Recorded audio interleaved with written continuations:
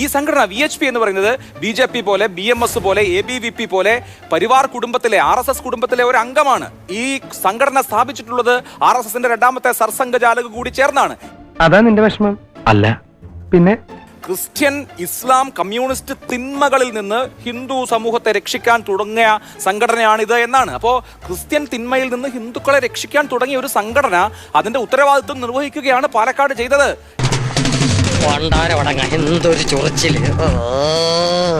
മറ്റു സംഘടനകൾ CPM കാണിക്കുന്ന പോലെയല്ല, മറ്റു സംഘടനകൾ ചെയ്തത് തെറ്റാണെങ്കിൽ അത് തെറ്റാണെന്ന് പറയാനുള്ള ആർജവമുള്ള സംഘടനയാണ് ഞങ്ങൾ. ആ ആർജവം ഞങ്ങൾ കാണിക്കുന്നു. ഈ പാർട്ടിയുടെ സമുദ്രമായ മുഴുവൻ നേതാക്കളും അവർ ചെയ്തത് തെറ്റാണ് എന്ന് പറയുകയും നിയമ നടപടി സ്വീകരിക്കണമെന്ന് പറഞ്ഞു. അതിനപ്പുറത്തോട് ഞങ്ങൾ എന്താ ചെയ്യുക? ഞങ്ങൾ എന്താ ചെയ്യേണ്ടതെന്ന് പറഞ്ഞു തന്നെ.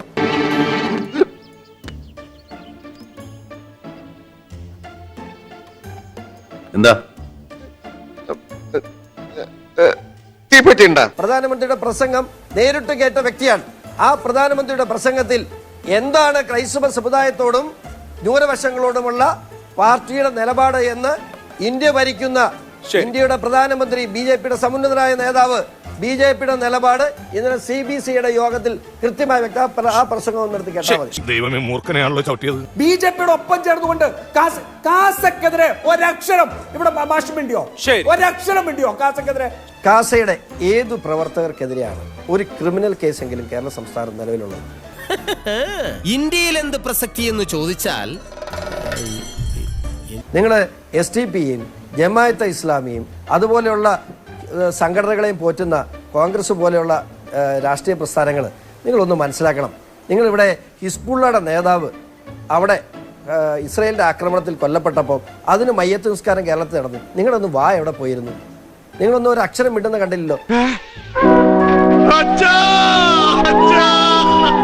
നിങ്ങൾ നാഴിക്ക് 40 വട്ടം ഇടതുപക്ഷ ജനാധിപത്യ മുന്നണി പ്രതിനിധി നാഴിക്ക് 40 വട്ടം നിങ്ങൾ പാലസ്തീൻ ഐക്യദാർഢ്യം നടത്തുന്നുണ്ട്. എന്തേ ഈ തൊട്ടടുത്തൊരു ബംഗ്ലാദേശ് നടക്കുന്നുണ്ടല്ലോ, ആ ബംഗ്ലാദേശിനെ കുറിച്ച് നിങ്ങൾക്കൊന്നും മിണ്ടാനില്ലേ? അവിടെ ആളുകൾ പീഡിപ്പിക്കപ്പെടുന്നില്ലേ?